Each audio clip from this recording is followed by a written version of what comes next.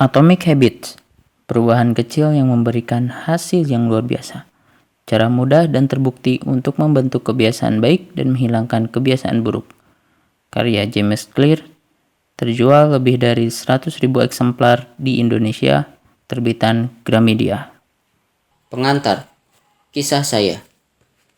Pada hari terakhir tahun kedua saya di SMA, tongkat pemukul bisbol menghantam muka saya.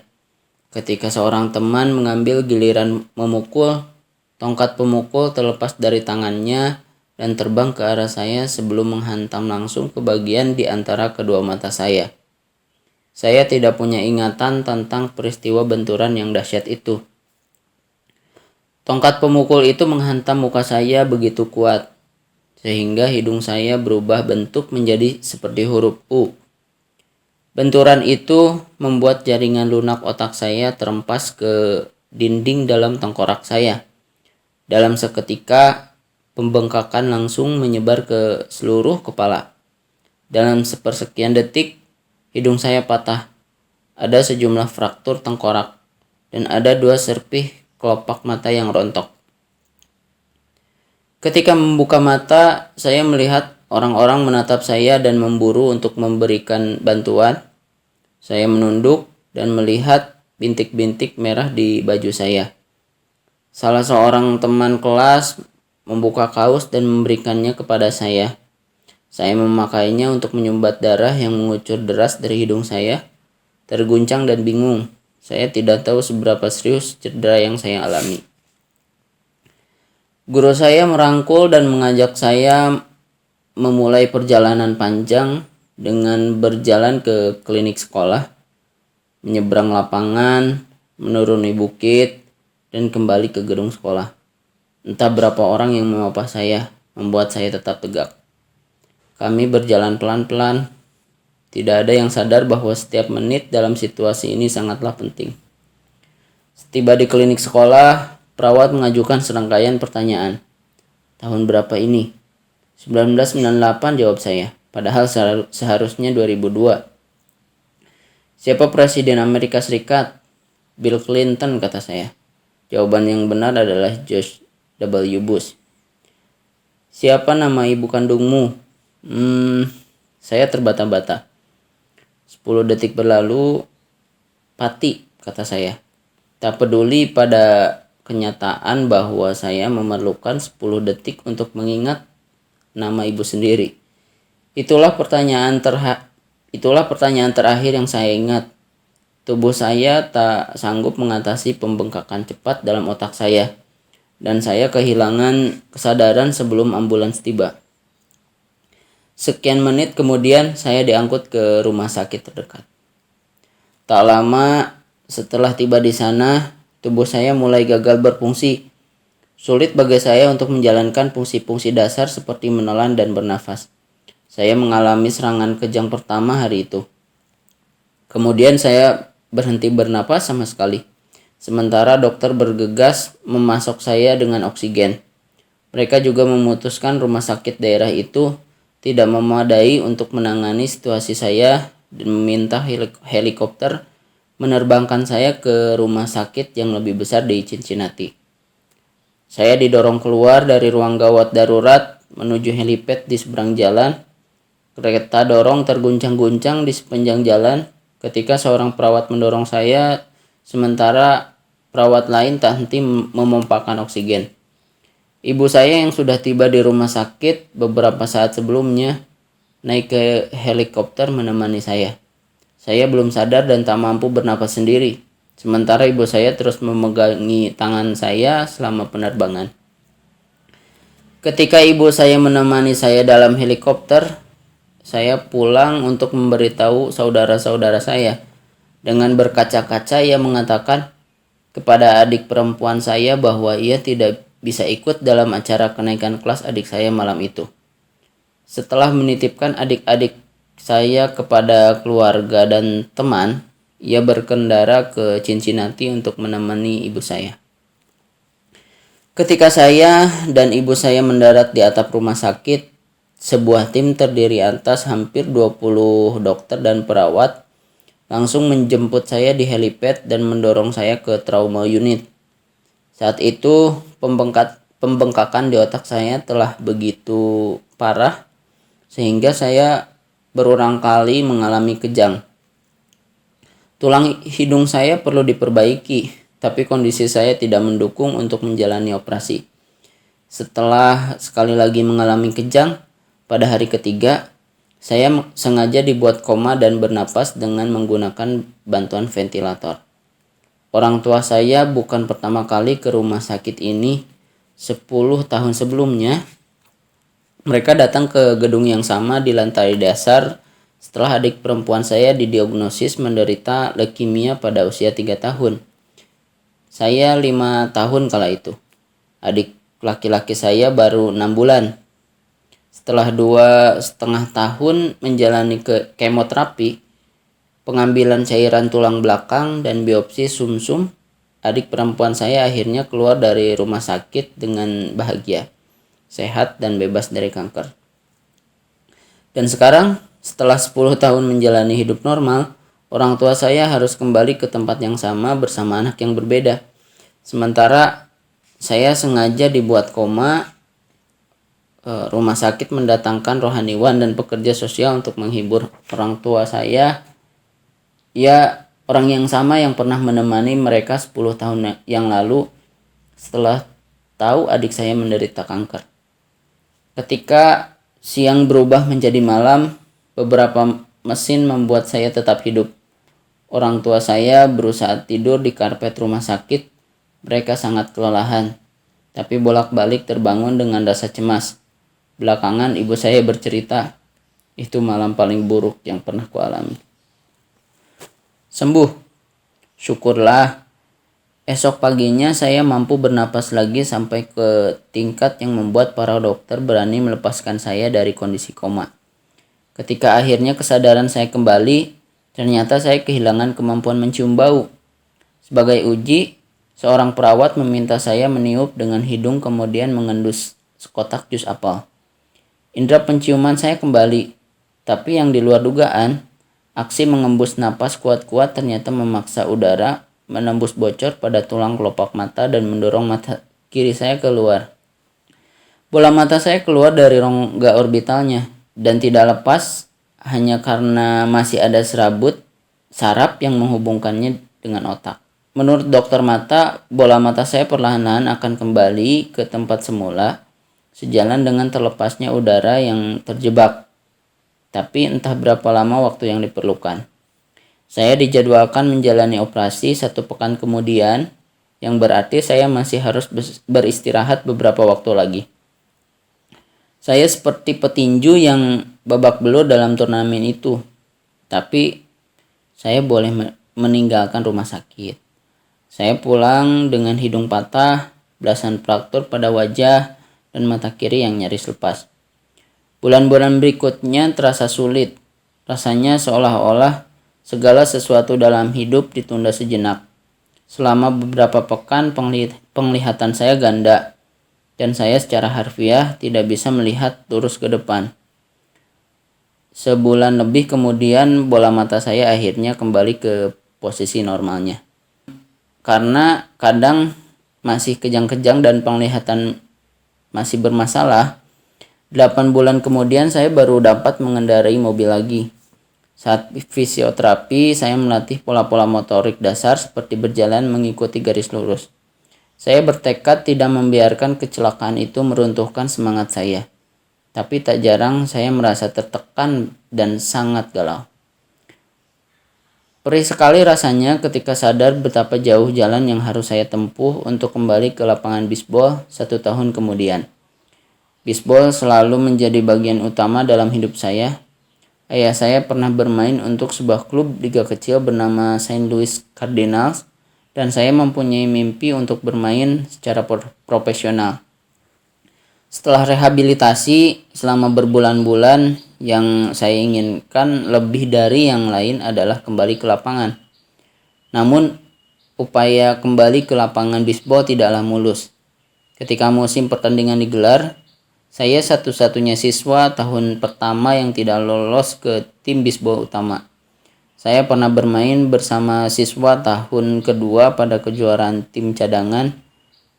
Saya telah bermain bisbol sejak usia 4 tahun.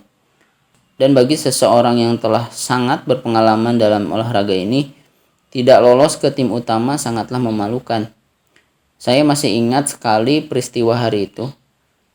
Saya duduk di mobil dan menangis sambil mencari gelombang di radio, mendengarkan lagu-lagu penghibur kegalauan saya.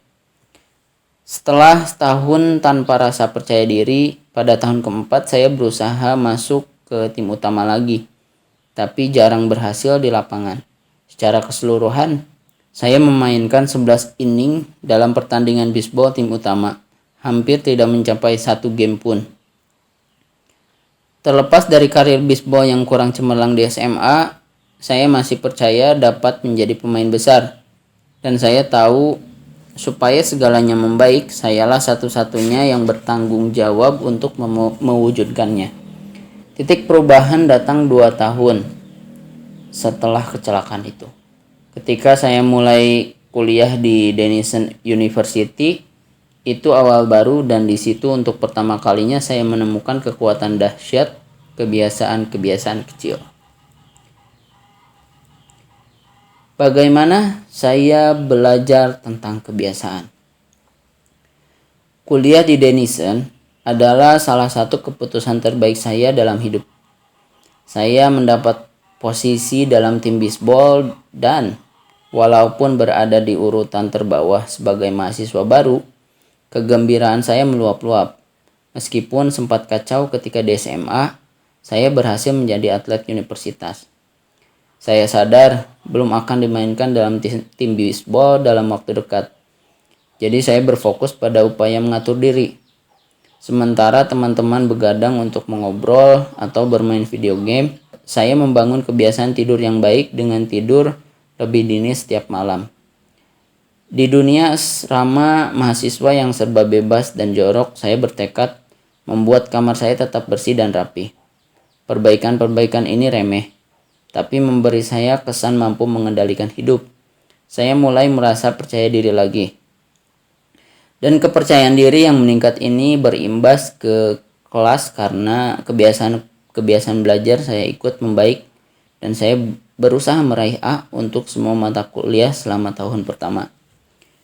Kebiasaan adalah rutinitas atau perilaku yang dijalankan secara teratur dan dalam banyak kasus secara otomatis. Ketika semester 1 berganti ke semester berikutnya, saya berhasil mengumpulkan kebiasaan-kebiasaan kecil tapi konsisten yang akhirnya mengantar ke hasil-hasil yang tak terbayangkan sewaktu saya baru mulai. Sebagai contoh, untuk pertama kali dalam hidup, saya membiasakan mengangkat beban beberapa kali seminggu. Dan pada tahun-tahun berikutnya, tubuh saya yang setinggi 190 cm bertambah kekar dengan bobot naik dari 85 kg menjadi 100 kg. Ketika musim pertandingan tahun kedua dimulai, saya mendapat posisi awal sebagai pitcher. Pada tahun berikutnya, saya terpilih sebagai kapten tim, dan pada penghujung tahun saya terpilih menjadi anggota tim utama. Namun, baru pada musim tahun terakhir saya, kebiasaan-kebiasaan tidur, belajar, dan latihan fisik sungguh mulai mendatangkan hasil. 6 tahun setelah kecelakaan terhantam pemukul bisbol tepat di wajah, diterbangkan ke rumah sakit, dan sengaja dibuat koma, saya terpilih sebagai atlet putra terbaik Denison University dan salah satu ESPN Academic All-America Team. Kehormatan yang hanya diberikan kepada 33 pemain di seluruh Amerika. Ketika lulus, nama saya tercantum di buku tahunan universitas dalam 8 kategori berbeda. Pada tahun yang sama, saya dianugerahi penghargaan akademis tertinggi di universitas itu, medali rektor. Semoga Anda memaafkan saya karena cerita yang terkesan berlebihan ini. Sejujurnya, tidak ada yang legendaris dan historis dalam karir olahraga saya. Saya tidak pernah sampai menjadi pemain profesional, namun dengan mengenang tahun-tahun itu, saya percaya telah meraih sesuatu yang terbilang langka. Saya berhasil memaksimalkan potensi. Dan saya percaya konsep-konsep dalam buku ini juga dapat membantu Anda memaksimalkan potensi. Kita semua berhadapan dengan tantangan dalam hidup. Bagi saya, tantangan itu adalah cedera dalam olahraga. Dan pengalaman itu mengajarkan sesuatu yang sangat penting. Perubahan-perubahan yang terkesan kecil dan remeh pada awalnya akan memberikan hasil-hasil yang menakjubkan bila Anda bersedia menjalaninya sampai bertahun-tahun. Kita semua berhadapan dengan kemunduran, tapi dalam jangka panjang kualitas hidup kita seringkali bergantung pada kualitas kebiasaan kita. Dengan kebiasaan yang sama, Anda akan mendapatkan hasil serupa. Namun dengan kebiasaan yang lebih baik, apapun menjadi mungkin. Barangkali ada orang yang mampu meraih kesuksesan luar biasa dalam semalam. Saya tidak kenal satupun di antara mereka, dan saya jelas bukan salah seorang di antara mereka. Tidak ada yang paling menonjol dalam perjalanan hidup saya, dari kondisi dibuat koma sampai meraih akademik All-American. Tapi banyak yang menonjol. Yang terjadi adalah evolusi bertahap, serangkaian panjang kemenangan kecil dan terobosan sangat kecil. Satu-satunya cara yang membuat saya maju, satu-satunya cara yang saya pilih adalah mulai dengan hal kecil. Dan saya menerapkan strategi yang sama beberapa tahun kemudian ketika memulai usaha sendiri dan menulis buku ini. Bagaimana dan mengapa saya menulis buku ini? Pada November 2012, saya mulai menerbitkan artikel di jamesclear.com. Selama bertahun-tahun saya menyimpan catatan-catatan tentang pengalaman-pengalaman pribadi saya yang berkaitan dengan kebiasaan, dan saya akhirnya siap membagikan semua itu kepada publik. Saya mulai dengan menerbitkan artikel baru setiap Senin dan Kamis. Dalam beberapa bulan, kebiasaan menulis yang sederhana ini membuat saya mendapatkan 1.000 pelanggan email pertama. Dan pada akhir 2013, angka itu naik menjadi lebih dari 30.000 orang. Pada 2014, daftar email saya berkembang ke lebih dari 100.000 pelanggan, yang menjadikannya salah satu newsletter dengan pertumbuhan paling cepat di internet. Saya merasa menjadi pembual ketika mulai menulis 2 tahun silam, tapi sekarang saya dikenal sebagai pakar dalam hal kebiasaan. Label baru yang membuat saya sangat senang, tapi sekaligus tidak nyaman. Saya tidak pernah memandang diri saya sebagai pakar dalam topik ini, melainkan sekadar orang yang bereksperimen bersama-sama dengan para pembaca. Pada 2015, saya meraih 200.000 pelanggan email dan menandatangani kontrak buku dengan Penguin Random House untuk mulai menulis buku yang sedang Anda baca sekarang. Ketika audiens saya bertambah, begitu pula peluang bisnis saya. Saya lebih banyak diminta berceramah di perusahaan-perusahaan terkemuka tentang ilmu pembentukan kebiasaan, perubahan perilaku, dan perbaikan yang terus-menerus. Saya menjadi pembicara utama pada konferensi-konferensi di Amerika Serikat dan Eropa. Pada 2016, artikel saya mulai muncul secara teratur di publikasi-publikasi besar seperti Times, Entrepreneur, dan Forbes. Yang menakjubkan, tulisan saya dibaca oleh lebih dari 8 juta orang tahun itu. Pelatih-pelatih di NFL, NBA, dan MLB mulai membaca karya saya dan membagikannya kepada tim-tim mereka.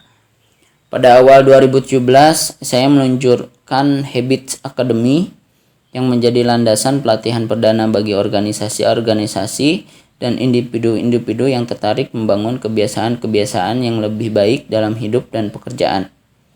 Perusahaan-perusahaan yang termasuk Fortune 500 serta usaha-usaha rintisan yang baru tumbuh mulai merekrut pemimpin dan melatih stafnya. Secara keseluruhan, lebih dari 10.000 pemimpin, manajer, pelatih, dan guru telah digembleng oleh Habits Academy. Dan karya saya bersama mereka telah mengajarkan banyak sekali kepada saya tentang apa yang diperlukan untuk membuat kebiasaan-kebiasaan tersebut berhasil di dunia nyata. Sewaktu saya memberikan sentuhan akhir pada buku ini dalam 2018, jamesclear.com menerima jutaan pengunjung per bulan dan hampir 500.000 orang menjadi pelanggan untuk email newsletter saya. Jumlah yang sungguh di luar dugaan ketika saya baru mulai, karena berpikir tentang hal itu pun dulu saya tidak berani. Bagaimana buku ini akan bermanfaat bagi Anda? Pengusaha dan investor Naval Ravikant berkata, untuk menulis buku yang hebat, mula-mula Anda harus menjadi buku itu. Saya mulai mengetahui gagasan-gagasan yang disebutkan di sini karena saya terpaksa mempraktikannya. Saya harus mengandalkan kebiasaan-kebiasaan kecil untuk bangkit dari cedera, agar menjadi lebih kuat secara fisik, agar dapat tampil berprestasi di lapangan, agar dapat menjadi penulis, agar dapat membangun bisnis yang sukses, dan sekadar untuk berkembang menjadi orang dewasa yang bertanggung jawab. Kebiasaan-kebiasaan kecil membantu memaksimalkan potensi saya, dan karena Anda memilih buku ini, saya menebak bahwa Anda juga ingin memaksimalkan potensi Anda. Di halaman-halaman mendatang, saya membagikan rencana selangkah demi selangkah untuk membangun kebiasaan yang lebih baik. Bukan untuk beberapa hari atau minggu, tapi seumur hidup. Meskipun sains mendukung semua yang telah saya tulis, buku ini bukan makalah penelitian ilmiah. Buku ini petunjuk pelaksanaan. Anda akan menemukan kebijaksanaan dan saran praktis di bagian depan dan di bagian tengah. Sementara saya menerangkan ilmu di balik cara menciptakan dan mengubah kebiasaan-kebiasaan Anda yang mudah dipahami dan diterapkan. Bidang-bidang yang saya manfaatkan, biologi, ilmu saraf, filsafat, psikologi, dan sebagainya sudah ada bertahun-tahun. Yang saya tawarkan kepada Anda adalah sintesis gagasan-gagasan terbaik yang pernah terpikir oleh orang-orang cerdas sejak lama sekali, serta temuan-temuan paling menarik yang dibuat oleh ilmuwan belakangan ini. Sumbangan saya semoga adalah menemukan gagasan-gagasan yang paling penting dan mengaitkannya sedemikian sehingga sangat mudah diterapkan. Apapun yang baik dalam buku ini adalah jasa banyak pakar sebelum saya. Sedangkan apapun yang konyol, anggaplah itu kesalahan saya. Tulang punggung buku ini adalah model kebiasaan 4 langkah saya. Mendapatkan petunjuk, Q, menumbuhkan gairah, craving, menanggapi, respons, dan menikmati hasilnya, reward. Dan 4 kaidah perubahan perilaku yang berkembang dari langkah-langkah tadi. Pembaca yang berlatar belakang psikologi mungkin mengenali sebagian istilah ini dari operant conditioning, yang pertama kali didalilkan sebagai stimulus, response, reward oleh B.F. Skinner pada 1930-an dan belum lama ini dipopulerkan sebagai Q, routine, reward dalam The Power of Habit oleh Charles Duhigg. Ilmuwan perilaku seperti Skinner sadar bahwa jika menawarkan ganjaran yang tepat, Anda dapat membuat orang beraksi dengan cara tertentu. Namun, meskipun model Skinner sungguh memberikan hasil yang istimewa dalam menerangkan bagaimana rangsangan dari luar memengaruhi kebiasaan kita, model itu belum cukup menjelaskan bagaimana pikiran, perasaan, dan keyakinan kita berdampak terhadap perilaku kita. Kondisi-kondisi internal, suasana hati, dan emosi juga penting. Dalam dasawarsa lalu, ilmuwan mulai menentukan hubungan antara pikiran, perasaan, dan perilaku kita. Penelitian ini juga dibahas dalam buku ini. Secara keseluruhan, kerangka yang saya tawarkan adalah model terpadu antara ilmu kognitif dan ilmu perilaku. Saya percaya ini salah satu model pertama perilaku manusia yang dapat menjelaskan dengan tepat pengaruh rangsangan eksternal dan emosi internal terhadap kebiasaan kita. Sementara ada istilah yang terasa akrab, saya percaya bahwa hal-hal terperinci dan penerapan 4 kaidah perubahan perilaku akan menawarkan cara baru untuk membentuk kebiasaan-kebiasaan Anda. Perilaku manusia selalu berubah dari situasi ke situasi, dari saat ke saat, dari detik ke detik. Namun, buku ini bicara tentang yang tidak berubah. Buku ini membahas dasar-dasar perilaku manusia, prinsip-prinsip abadi yang dapat Anda andalkan dari tahun ke tahun, gagasan-gagasan yang dapat Anda pakai untuk melandasi bisnis, keluarga, hidup Anda. Tidak ada cara tunggal untuk menciptakan kebiasaan yang lebih baik, tapi buku ini menjelaskan dengan cara terbaik yang saya ketahui, pendekatan yang akan efektif, tak peduli di mana Anda mulai atau apa yang sedang ingin Anda ubah. Strategi yang saya bahas relevan bagi siapapun yang mencari sistem selangkah demi selangkah untuk perbaikan. Entah sasaran Anda adalah kesehatan, keuangan, produktivitas, hubungan, dan semuanya. Selama terkait dengan perilaku manusia, buku ini akan menjadi panduan Anda.